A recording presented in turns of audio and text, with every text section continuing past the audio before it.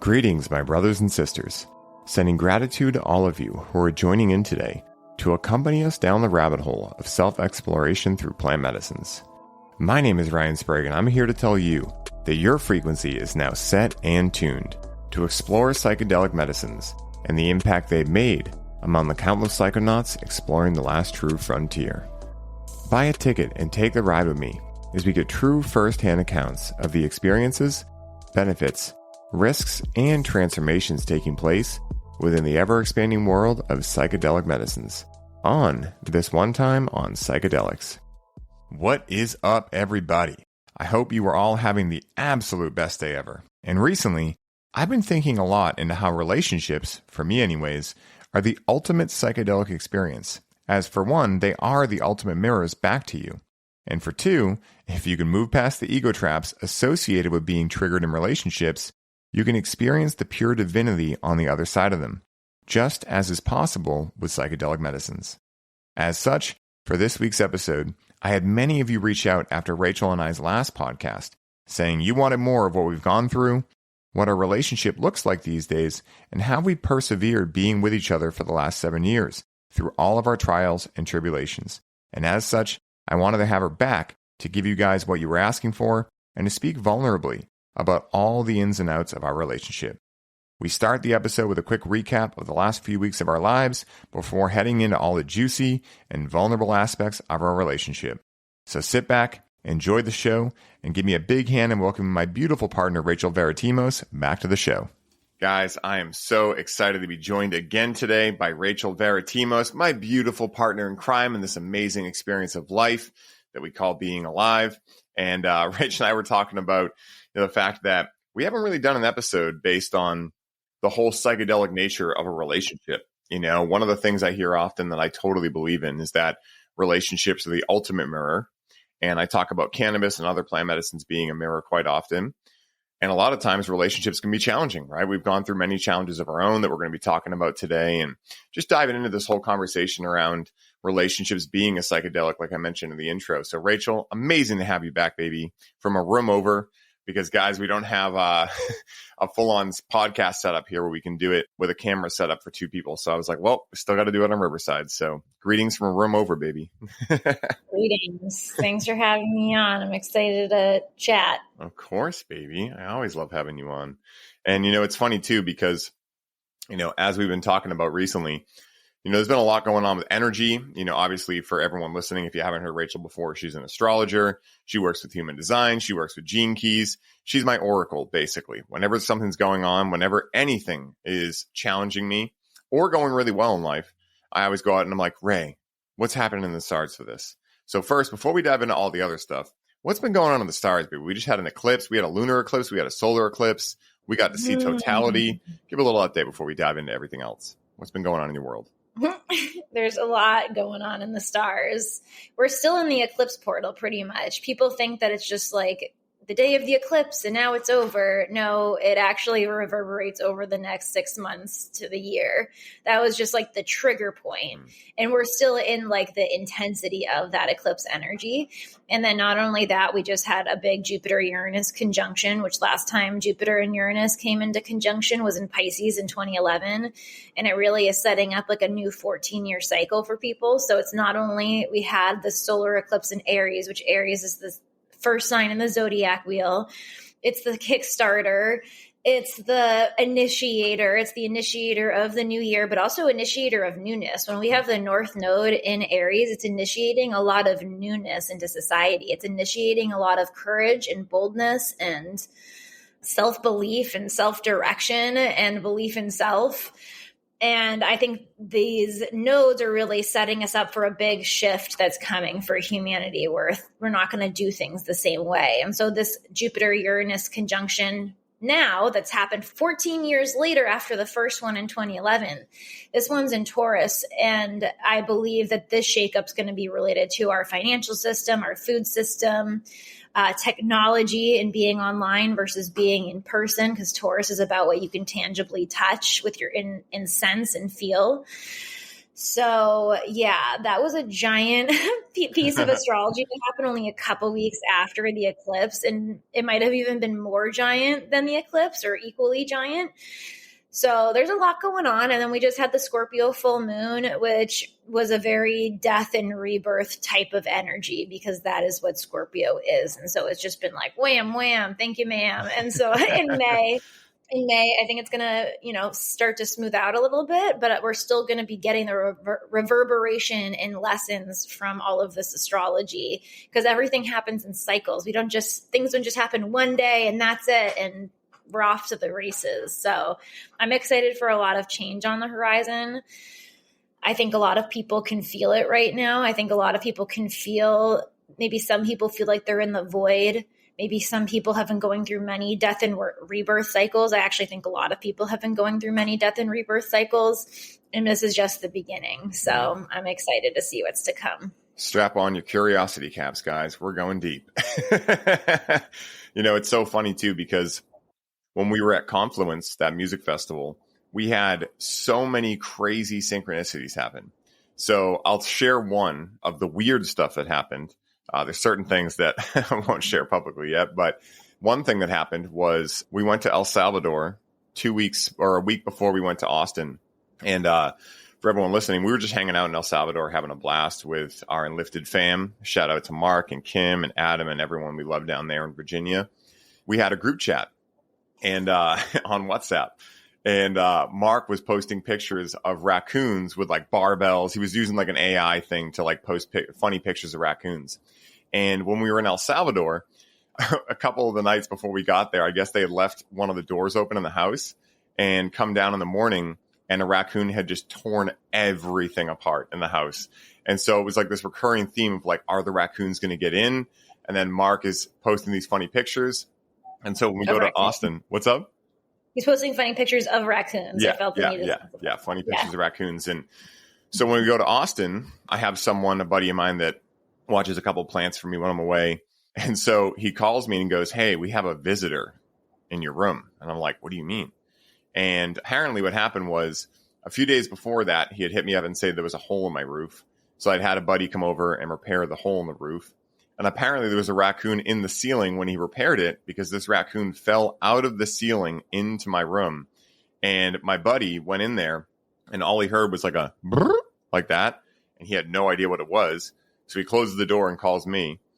And he was pretty freaked out, obviously. He's like, hey, what do I do about this? I was like, all right, let me call you back. And I called our good friend Eddie Madden, who's been on the show before. And this is literally how the conversation goes. I call him and I go, dude, I'm in Austin. There's a raccoon in my room right now. Like, I don't know what I'm going to do. And he goes, hey, is Adam over your house? I'm like, yeah. And he's like, all right, I'll be there in 5 minutes. I'll call you when it's done. Just hangs up. And he literally gets this raccoon out of my room while I was gone. So that was one of the weird synchronicities that we had. And there were a lot of those kind of like weird things getting blended together. Almost felt like, I don't know how to describe it, but it felt like a quickening where like, every once in a while, there would be something very strange that happened that didn't make any sense, but it kind of did, because we were talking about raccoons and things like that. But then when we got to Confluence, the funny thing was there were so many other synchronicities happening. We were on this farm called Sovereignty Ranch. We ended up having some food tickets that we got because I was a presenter there. We were doing Breathe with Cannabis there. And so I would go up to get food and they would give you like a number for your food. And I got 44 5 times in a row. One of the other things that happened was we were at the mineral pool one day, and this guy James was talking to this guy Rel, and they discovered him. We're in Texas, by the way, right? When this happens, they discovered they were born on the same day, same month, same year, same city in New York, right? So they're having like this, oh my God, freak out moment. And this other guy in the pool comes over and he's like, what are you guys freaking out about? And James just randomly looks at him and goes, I don't suppose your birthday is November 3rd, joking, right? And this guy looks like a deer in headlights. He's like, dude, that is my birthday. And they're like, oh my God, right? So like so many of those things happening that were very psychedelic around the eclipse. And it was funny because once we got to the eclipse festival, all the weird stuff happening before, like raccoons falling through my ceiling, all of that kind of stopped. And then the synchronicity started being really positive. But it was very interesting. And one of the things I've loved most about our relationship is that we both cover different areas within the realm of esotericism, if you want to call it that. But at the same time, we're able to support each other so much through those times, because when that raccoon fell through my ceiling, you better believe the first person I hit up was Rachel after my buddy Eddie. And I was like, babe, what is going on? Because there were some other weird things that maybe at one point I'll talk about publicly that happened. But but it was very, very strange. And I'm just curious for you, Ray, based on this topic, like, was there anything going on that you can kind of point to in the astrology around the eclipse, or maybe it's just the eclipse energy is like that would cause those kind of strange synchronicities? Like, cool, we're having synchronicities, but not exactly for what we're looking for. It was almost like, I felt like Harry Potter when he was walking down Diagon Alley and he goes with Hagrid into that wand shop. And you can tell he's got power. He's using the wand, but he has no idea what he's doing. He's like blowing shit off the shelves and whatnot. It felt like that. It felt like that kind of energy. Was there anything you can specifically point to that may have caused that type of stuff going on? It's just the eclipse. Yeah. I always say manifesting an eclipse is like trying to light a match in a wildfire. You just don't know where that fire is going to get thrown. Yeah, that makes a lot of sense. And, I think one of the cool things too, and like we were teasing to at the beginning, is that, everything in life is a psychedelic. I've had, people on the show hear that many times of me saying that. But when it comes to relationships, right? Like if we think about a psychedelic experience, right? A traditional psychedelic experience, where do the challenges emerge? They emerge when we are unaware of a certain aspect of us that maybe has been shamed, maybe we have guilt over, maybe we've just completely ostracized from our experience of life, that then we become aware of. A challenge happens when we're aware of it, but we're not ready to accept it yet, right? So there's kind of like that fight. And when I think about relationships, and especially the last 7 years we've been together, we've had a lot of those types of opportunities to be able to see each other more clearly and be able to mirror back to ourselves a less distorted view of who and what we truly are. But those things have not always come without challenge. Like when you've called things out in me that you've seen, you called me forward. Sometimes I have like an ego thing pop up of that, right? And I'm just curious for you, are there any certain times you can think of where our relationship has led to a big breakthrough for you? Yeah, I've had several big breakthroughs throughout our relationship. You've taught me a lot of patience, I'll say. I've healed a lot of abandonment wounds through being in relationship with you, and not because I believe that you're not going to abandon me or I feel really safe. Obviously, I don't think you're going to. I don't believe you're going to abandon forever, me. I trust you so much. But the reason I've healed abandonment wounds, and I feel like I might have told this story on this podcast before. That's why I'm like, do I tell it again? Just send it, right?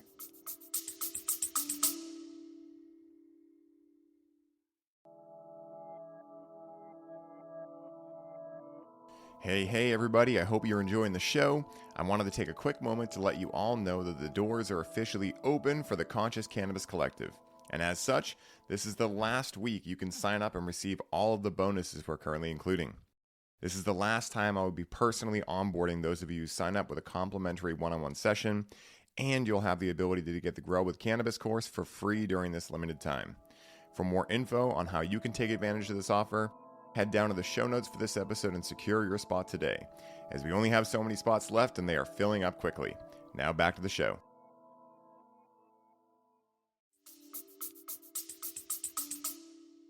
I remember I used to get really mad at you over how you would just talk to everyone at parties and not really check in with me or talk to me. And it kind of felt like when we'd go to parties, I was just like, goodbye, Rachel, I'm going to go live my life. And I would want you to check in with me because my story was good, solid relationships where someone's not going to abandon you, relationships where you're in equal partnership means that your partner will check in with you at parties or want to be checking in with you at parties. And so I remember I'd have that conversation with you a lot.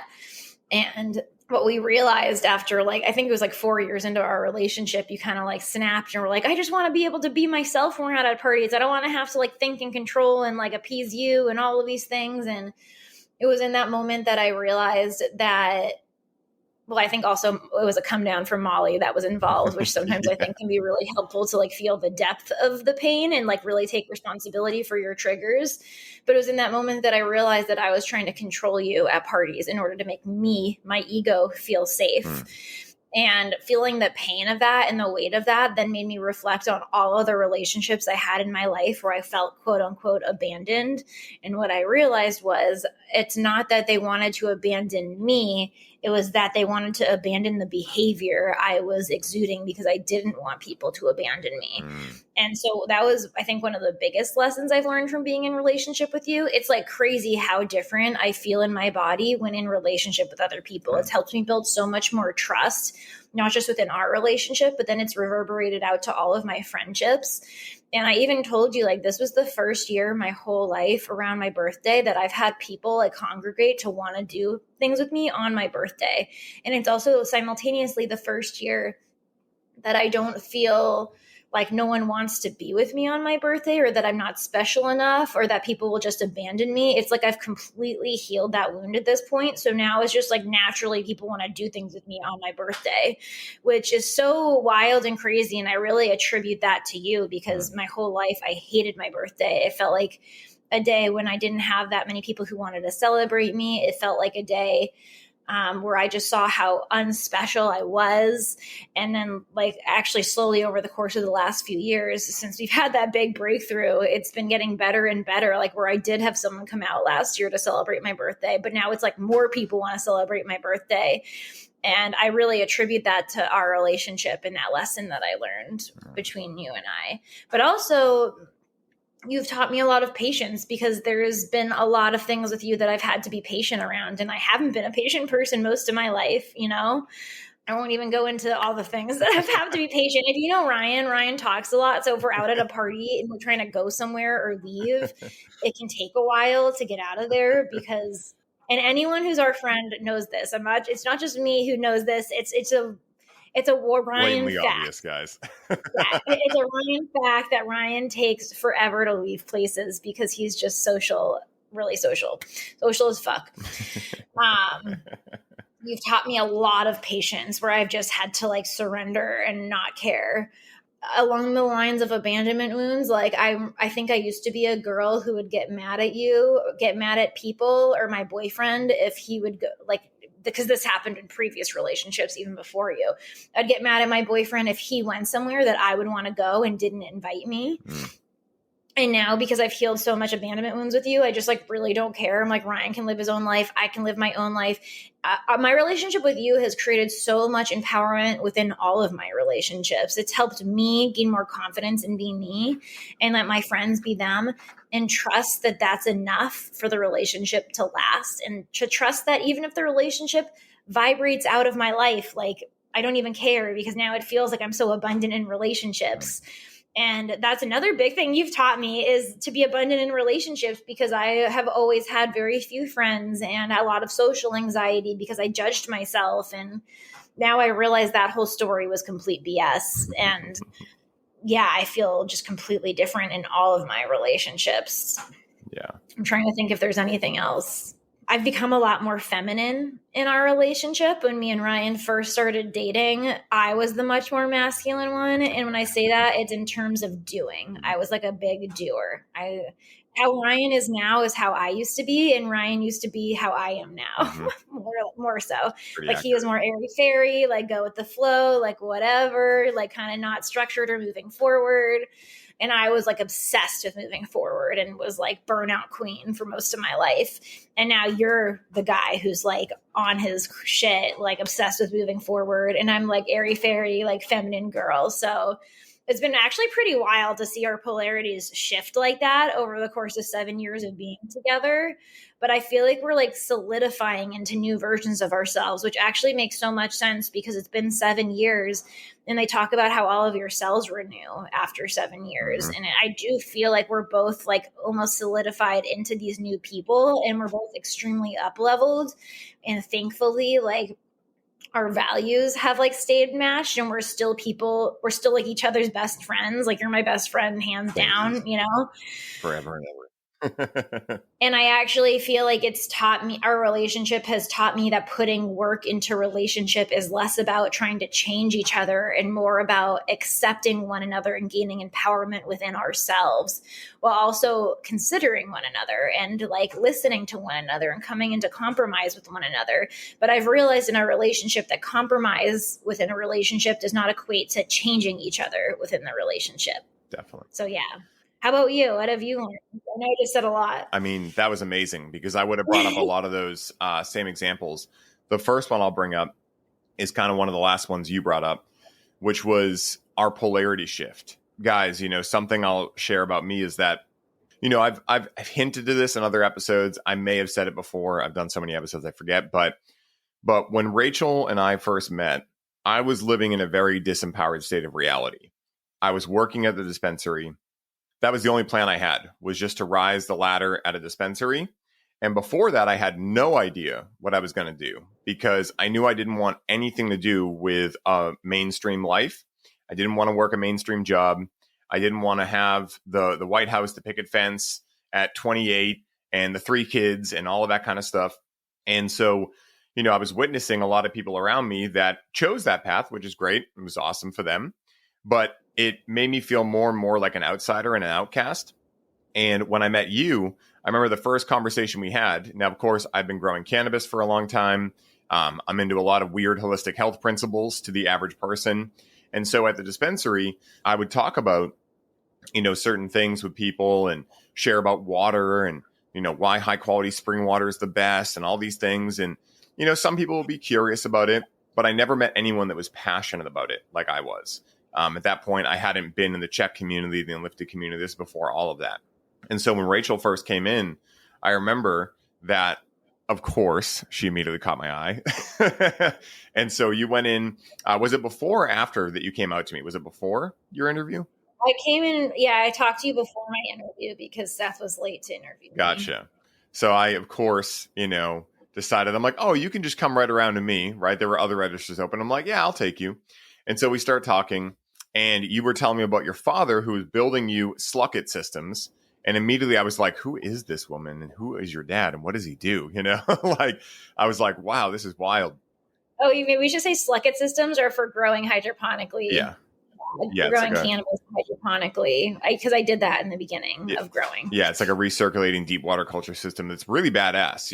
Obviously you guys know I'm an organic, guy, but I do appreciate the engineering that goes into systems like Slucket systems and, recirculating deep water culture systems, because they are like very finicky as well. Like if you mess up once, your plants are going to be dead in hours, right? Versus organic, you can mess up and your plants will come back 2 to 3 weeks later, no problem, So immediately I knew, I'm like, this girl is a gangster, and wow, you really like a lot of the same stuff I do. And so when we got together, this is really when a lot of my journey kickstarted. And I talked to a lot of men about this specifically, that quote, behind every great man is a greater woman. I understand where that comes from, because there's a certain qualitative aspect to life that I can't put a name on, right? And for anyone that maybe is homosexual, a feminine counterpart to a masculine counterpart, right? Doesn't need to be gender. But at the same time, like that counterpart has allowed me to push myself more, because one of the best things about you, Rach, is that you don't buy into my bullshit. And that's something that I needed way more than I would have ever known, because when I fall into stories, or when I've fallen into stories in the past, you've been the first to say, that's not true, right? And my ego gets super triggered over that, right? It's led to some arguments, but I'm able to come through it and realize like, wow, this girl is able to see the best version of me. And she is not giving up whatever when it comes to allowing me to become that version of me. She's not going to hold back. That's why whenever I have a challenge, I can ask you and know I'm going to get a real answer. You're not going to give me the answer I want to hear, but you're going to give me the answer that I need in that moment. And sometimes, great, it lines up and it's what I wanted to hear. But also sometimes it makes me have to really take a deep breath and look into myself. And when we got together, all of a sudden now you're very driven. You have goals and all these things. And I had physical goals of like, exercise and things like that. But in terms of my big dream, my mission, my purpose, my legacy, I was still really confused on how I was going to make that happen. And I remember like, there's so many little things I could talk about. Like one thing was right after I talked to Mark England for the first time, and he pitched this idea of me joining his program. I didn't know what a program was. I had never been in a coaching sphere whatsoever. I had gone to school for psychology, but I had no idea what this whole thing was. And I called you after, and you just asked me, what does your heart say? And I said, it says yes. And you were like, then why are you calling me? Right. And so like those kind of things, right, where Rachel in her adorable voice would be like, why are you calling me then? Just say yes. Right. So it's like one of those things where you've pushed me out of my comfort zone so much, and you've gotten me excited to be pushed out of my comfort zone to a level now where I really feel like I know how to do that for myself, albeit you still push me even a little farther, right? When I think I've kind of figured out a new comfort zone. But when I say that the last 7 years of not only my life, but also my career and everything is really rooted in your ability to push me into the best version of myself, I do not say that lightly. You know, when I was looking to get on Paul Chek's podcast, and I was terrified to ask him, and we got invited to his birthday party, and you were like, let's go, even though it was during our vineyard time. And we went out there, and it was just like this, like, holy shit moment of like, you know, I really credit you with having pushed me so much to go out and meet these people that I love and get into conversation with them. And you've also been able to reflect to me who I really am and how I'm received as like a funny person, someone that's cool to be around, you know, these kind of things that I just thought were very normal. And they are to a certain degree. It's not like I have special abilities someone doesn't have, but this ability to see who I really am for myself and be confident in that, and to be able to stand toe to toe with people I've looked up to for years, like a Paul Chek or an Aubrey Marcus or a Kyle Kingsbury and those kind of type, and really see myself as, hey, if these people are reaching out to you, it's because they're interested in what you say. It's not that you randomly got lucky. It's not that, oh my God, they haven't realized yet that you're a fraud, right? Or any of these things that have popped up in my mind along my journey.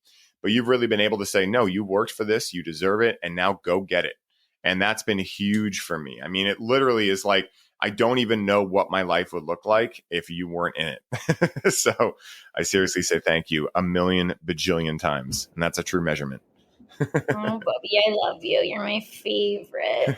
Also, me and him, I think one of the keys to our relationship is how silly and playful we are, and how we have little songs and like little phrases we say to each other all the time. Like, you're my favorite. We also talk in the third person. He's my favorite. I love him. Mm-hmm.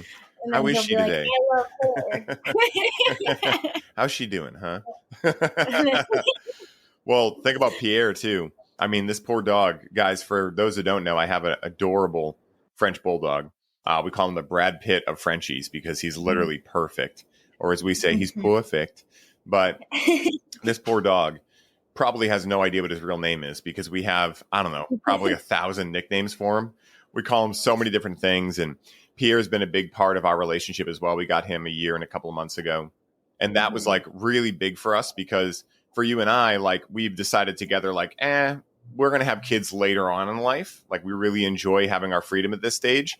But there was a part of me clicking in that was like, you know, I've had cats before, but cats are a totally different energy. And having Pierre is like the perfect amount of like child that is right for us at this time. And it's been so fun just bringing him out and having his big personality just open up. And you were a big part of that for me too, right? And like, you know, I was a little nervous, take out the little, I was nervous around having a dog because I've never had one before. What? He didn't want to get Pierre. I told Pierre I wanted you. Yeah, sometimes Rachel will troll me and be like, Pierre, you know, Daddy didn't even want you. I'm like, that's not true. I did want you. I was just scared. Because I know that dogs, you know, take a lot of energy. And I've had a lot of belief systems around, you know, my own energy. And a lot of that was also something you taught me, was that I was saying yes way too much. I didn't have boundaries. Like when Rachel was talking about the polarity shift, this one's taken a little longer for me. And it's been probably one of the most challenging things for me, because I have this incessant feeling in me to make people around me feel good, when in reality, that's not possible. I can't make anyone feel anything. And second of all, a lot of times I'm just projecting the fact that they want to feel good. Like maybe I'm just projecting that. You really allowed me to see that people-pleasing tendency I had in me, see where it came from, and start to realize like, hey, I don't need to say yes to everything. I don't need to put myself in a position where I'm feeling overexerted, because no one was asking me to do these things or forcing me to do them, I should say. It was me and my own belief systems, and you called that out of me. And a big part of that too was when we got Pierre, it was a little bit more challenging for me to try to work late, to try to not be around because he needs to be at walked. He needs to do all these things. And it's a great pattern interrupt for me. And that's, I think, what you hopping into the feminine and our polarity shifting has really done for me, is that around 6 p.m. now, like before we lived together, I would work till 11 midnight, 1 in the morning, not for any reason. Like it wasn't like I had a deadline. Every once in a great while, maybe. But most of the time, I just had this like addiction to producing and being a workhorse. And it was kind of a polarity shift, right? Because we were talking about when we first got together, I was more feminine. I didn't really know what I was doing in life. I didn't really have a dream. I just knew that what I loved, and I tried to do those things as much as possible, but I had no structure to it or anything. And when we switched polarities back, it kind of went full berserker the other way, where then it was really hard for me to actually stop going. And I found this incessant need to keep going all the time. And it was really hard to relax. And I had this whole belief system that relaxation was laziness and all this kind of stuff. And so when you were able to help me switch that polarity back, I was able to start really saying no more, really start owning my worth. And this is a big thing that I'm integrating right now still. Like another whole evolution of this is happening right now, where I've been realizing that I'm giving way too much of myself away when it comes to, getting back to every question someone asks me and things like that. When in reality, every mentor I've trained with, there's a certain level they get to where they say, hey, I can't get back to every DM anymore. I can't do that because I'm going to focus all of my energy on my clients, on my students, on the people that are really focused on not just asking me a question, but diving into the full process. And so you've been sharing that with me for quite a while. And it was only in around December, I think in support of Jason Ganzuk's HTMA protocol we've been doing, that my nervous system actually started settling into that of like, no, I deserve to have my time back. I deserve to be able to create an efficient business. And also, energetically speaking, I'm not really doing anyone favors if they can reach out to me, ask a question, I get back to them immediately, and then I never hear from them again, right? Like the right way in my mind to do that is to say, hey, if you'd like to ask questions, here's the avenue you can do it. And yes, you have to put some skin in the game because I'm only going to spend time supporting those that I know are really going to take what I say and at least have some inspiration in it. I don't care if anyone follows what I say, but I care that they're showing up, they're doing the work, they're asking me good questions, and they're integrating, right? They're really able to like start creating their life. And so that's been a big thing that you've been teaching me for the past 7 years. It's really, I feel like, fully integrating in the past couple of months because now I'm actually owning it myself. They're like, yeah, I want to have more time to spend with my clients, my students in the CCC, building products, and really being able to continue spreading the message on podcasts and things like that. So that was a lot of stuff, but you've helped me with a lot of stuff. So I'm going to keep remembering more and more things, but that's been a big one. And I super appreciate you for reflecting those things to me. Yeah, I wanted to say one other thing too that I think I've learned in our take out the think of what I've learned in our relationship is before being in relationship with you, I was always like prone to wanting to break up with people because I was like, oh, they're not perfect enough or they're not like staying on the pedestal. So like time to end it, And then you were like, wow, Ryan's perfect. No, just kidding. I mean, because of how much I love you and because of our relationship, I've learned the major lesson of like that it's actually better to stay in a relationship and go through the challenging times and be willing to go to the depths with someone, even if you're in like a 9-hour screaming match where each of you are crying and everything in you just doesn't want to be around that person anymore. And just like your ego just wants to be right and is like, fuck you, we're done. I know that feeling. Because I love you so much and because I chose to commit to you to the extent that I did, when we've gotten into fights, which I previously like could have been like relationship ending fights or even like stretches of time where it's like, because everyone goes through stretches of time in a relationship where it's like things are not as sparkly and fun as they once were, and it's easier to get into fights, and it's easy. And maybe I was emasculating you in my head at some points, and and like moments where you're like, are we going to last forever? And I've actually learned with you that it's getting through those moments and really touching the hot stove in those moments and being willing to be your absolute truthful self and like hear each other's stinging words and like sit in a fight. And like I said, fight for possibly 9 hours straight on a car ride home from Virginia. We've done that a couple times. Yeah, maybe a couple. Those have been the times that we've made it through to the other side and came into more love and more connection and more depth within our relationship, and have actually been some of the biggest growth moments of my life. And so I'd say one of the biggest lessons I've learned being in a relationship with you is it's actually important to stay in a relationship with people. Like, unless they're like physically abusing you or a narcissist or something. But maybe even with it or not. No, I actually feel like it's like even with a narcissist, if a narcissist is willing to take self-responsibility at some point and do the work, I think what I've learned from being in a relationship with you is as long as the other person is willing to do the work, you can get through anything. I think the problem is when the other person's not willing to do the work and you're just like dragging ass. And then I think there becomes a point where maybe you don't stay together, but it's mostly because your values are not aligned. And like, why be in a relationship with someone who doesn't have aligned values with you, Yeah.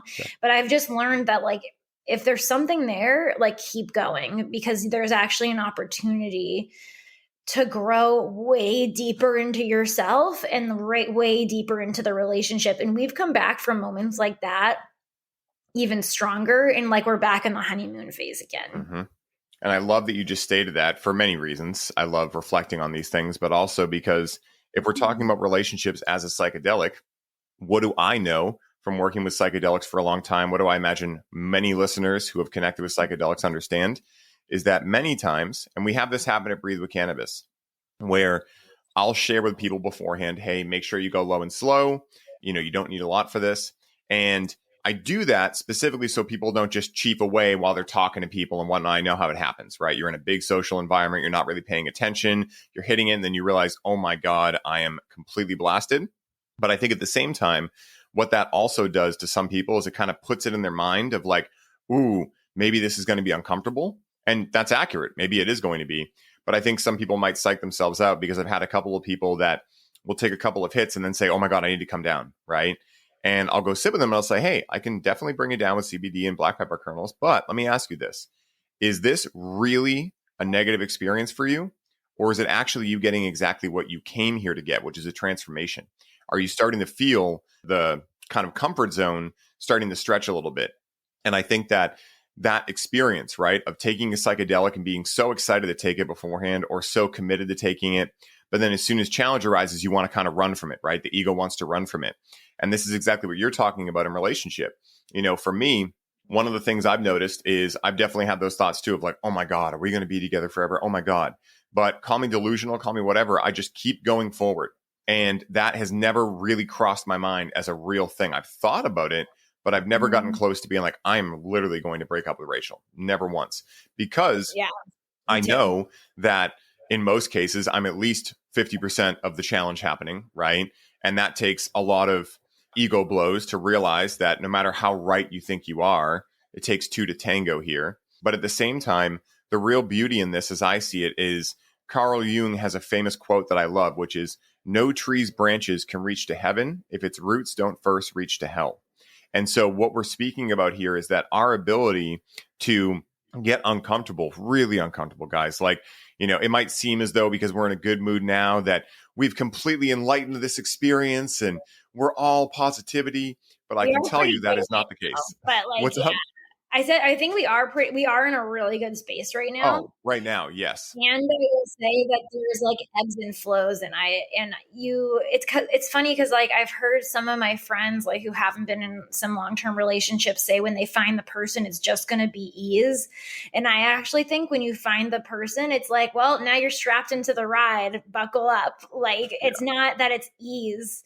It's that there's really high, amazing long spurts of time. And then in order to continue to feel those highs is going to the depths and transmuting some stuff, because we're direct mirrors for one another. And I think that's why me and you have grown so quickly together in a relationship.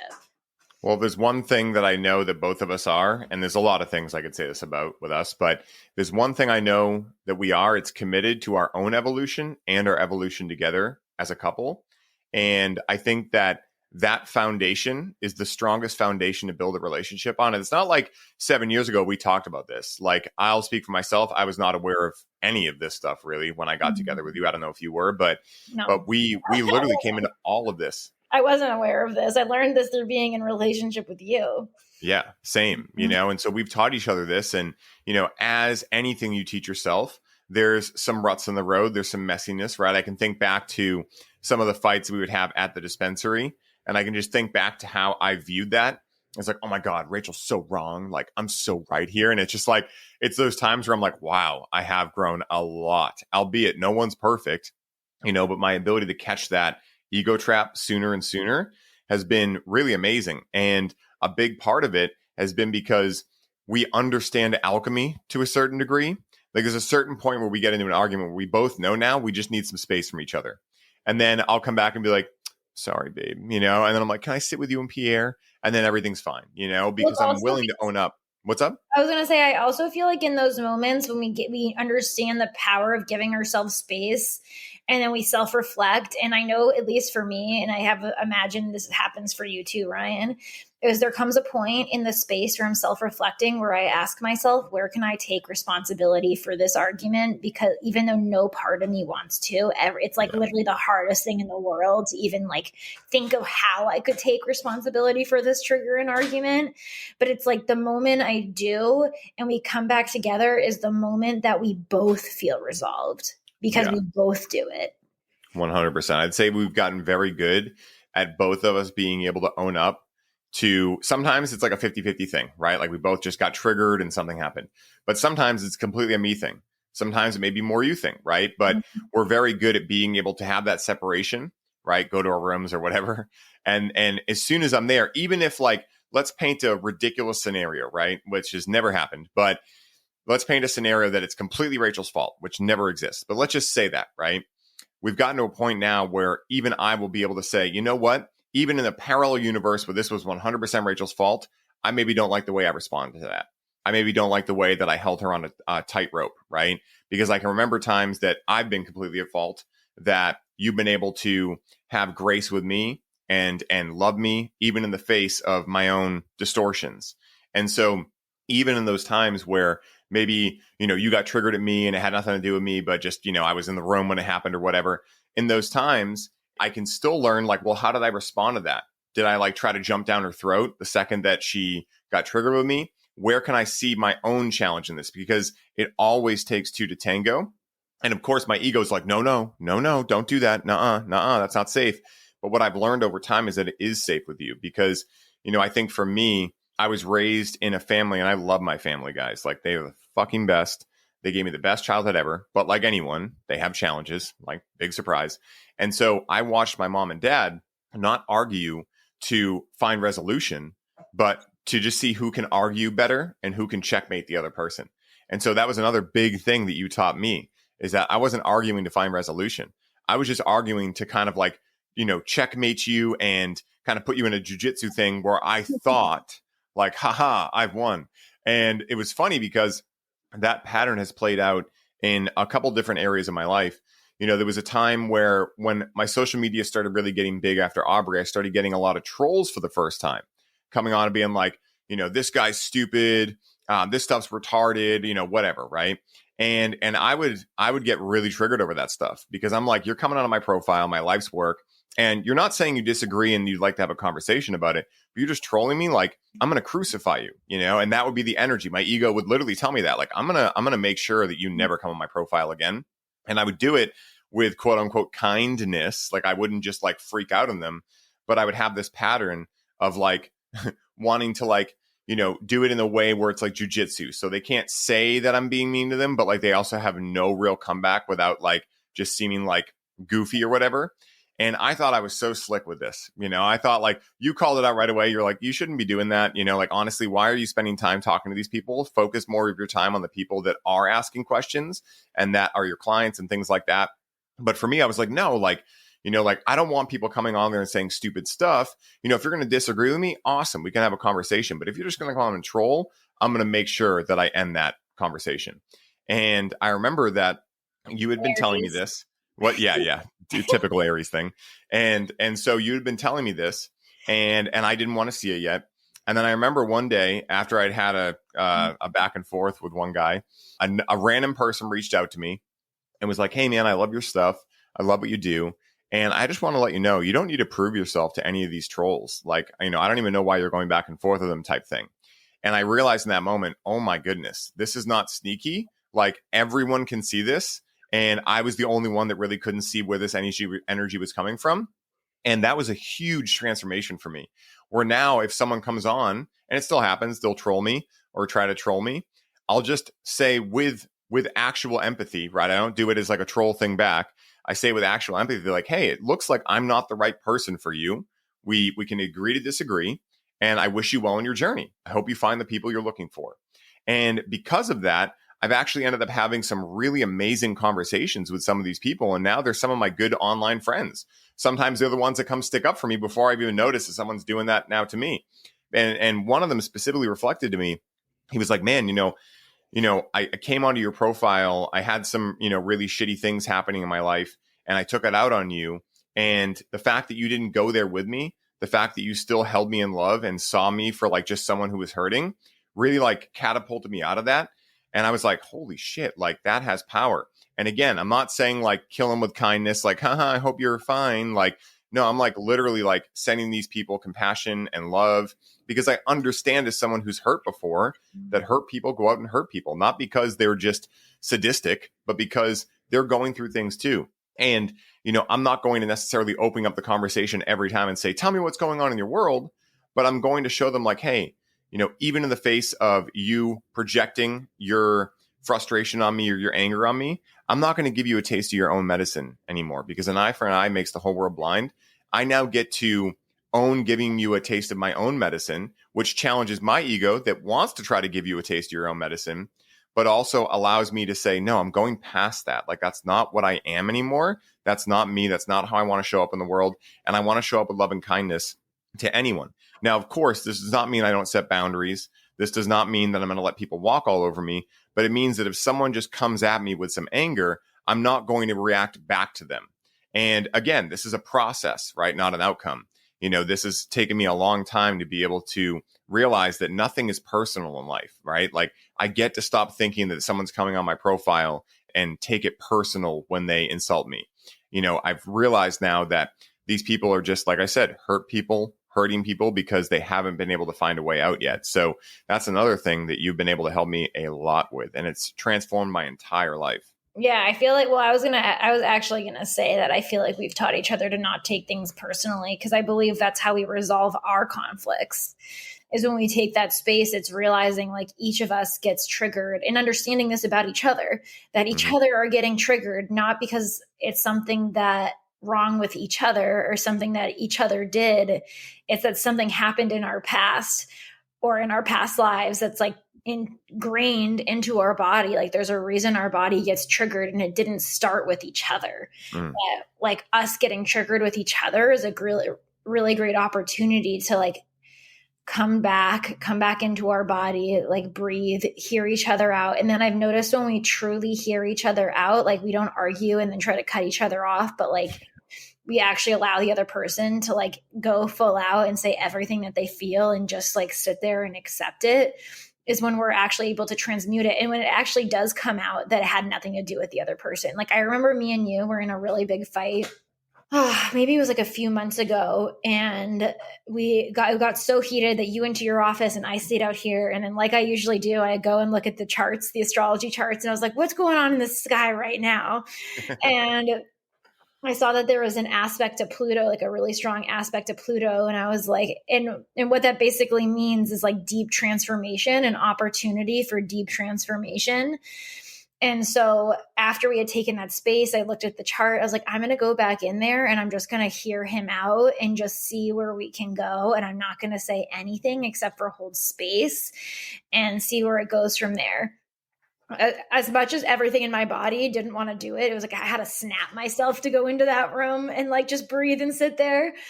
But then I remember what ended up happening is you ended up like pouring your heart out to me, and then you ended up crying, like bawling your eyes out, and ended up having nothing to do with me and everything to do with your dad. And you had like a huge release around like your dad and your dad's death and your dad not being here and all of these different things. And I remember you said to me, you're like, wow, this is the most I've cried outside of being on psychedelics. Like I used to think I had to take psychedelics to cry like this, but I just cried from literally me just going in there and listening to him and not cutting him off in an argument, but like allowing him to get everything out. Yeah. I'm glad you brought that one up because that is a great example of it. You know, I was feeling a lot of things within me surrounding the fact that like, you know, again, I do see everything happening for me, but like I tell you guys all the time, like that doesn't mean I don't have humanness, right? Like, you know, I understand my dad is infinite, but my humanness still wants to be able to go get breakfast with him. It still wants me to be able to call him and share with him all the things going on in my life because he always lived vicariously through me. You know, my mom does too, but in a different way. She's more yin, he's more yang, right? So we'd always be at every music show I did. He brought me to every concert I went to. You know, my dad and I were very, very close. And so I was feeling a lot around that. I didn't know I was feeling that. I just knew like I just had a lot of uncomfortability with him. And I forget exactly what, you know, we got in an argument over, but what happened was when you came in, you know, and this is another thing that you helped me with actually, which is the whole story around not being able to cry that I had. And this I picked up from my mom. My mom has told me that for years. And I've always thought it to be really funny because she can cry, like she's watching a movie and she cries. But then she's like, I can't cry. I can't cry. And I've always thought like it's funny. And then I was like, holy shit. Like that experience, I was like, fuck, I'm running the same story. No wonder it's so hilarious to me when I see my mom doing it because my ego isn't allowing me to see that, dude, you also have that, you know, and that's why you're able to see it so much and like the hilarity of it because you're projecting it on you, right? Like you have that same thing in you. And so when you came in, all of a sudden, because you were just holding space and you came in like, even though I can understand how challenging that was to come in there right after having an argument and to just sit there and not try to fix anything and hear me out.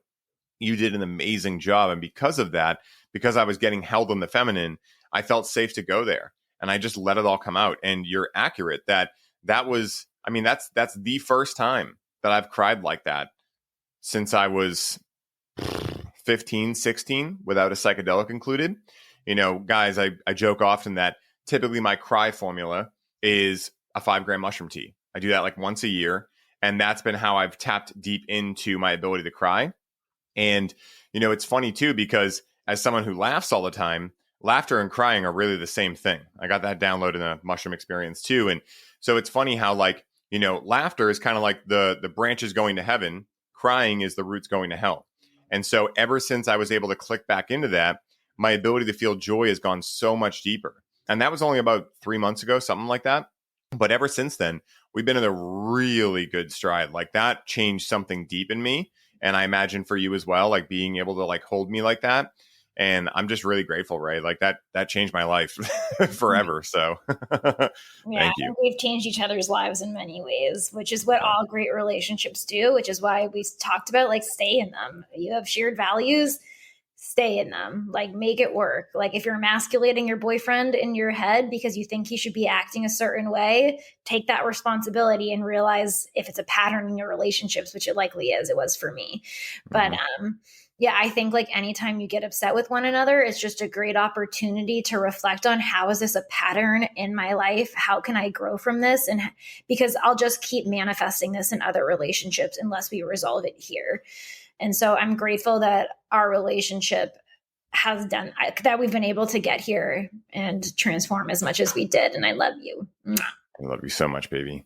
Babe, this has been amazing. I can't wait to have you back on. You got to see whenever you want it. You know that. Where can people find you? Where can they connect with you? Where can they find out how to book readings with you?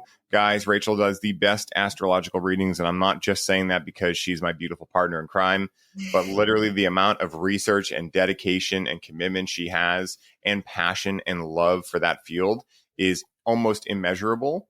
And we've had a lot of people that have worked with a lot of astrologers reflect that to you. And so where can people find you to find out more about that and everything you got going on, Ray? You can find me on Instagram at Rachel_Varitimos. And then I'm currently starting my YouTube, which is launching on May 9th. And my YouTube is called Astrology Life Magic. So find me Astrology Life Magic on YouTube. Hell yes. Oh, Ray, you are the best. Love you so much, baby, as always. And to everyone who tuned in, I hope you enjoyed this vulnerable episode from Rachel and I. You know, we're committed to always sharing the highs and also the challenges within our relationship and really allowing you guys to see more and more of what I talk about when I say that life is the psychedelic experience and relationships are the main medicine within that, at least for us. And so, guys, if you enjoyed the show, we'd love a 5-star review. Helps us get the episodes and the show out to more and more people, which we love. But wherever you are in the world, I hope you are having the best day ever. And may the force be with you to infinity and beyond. Peace for now, fam.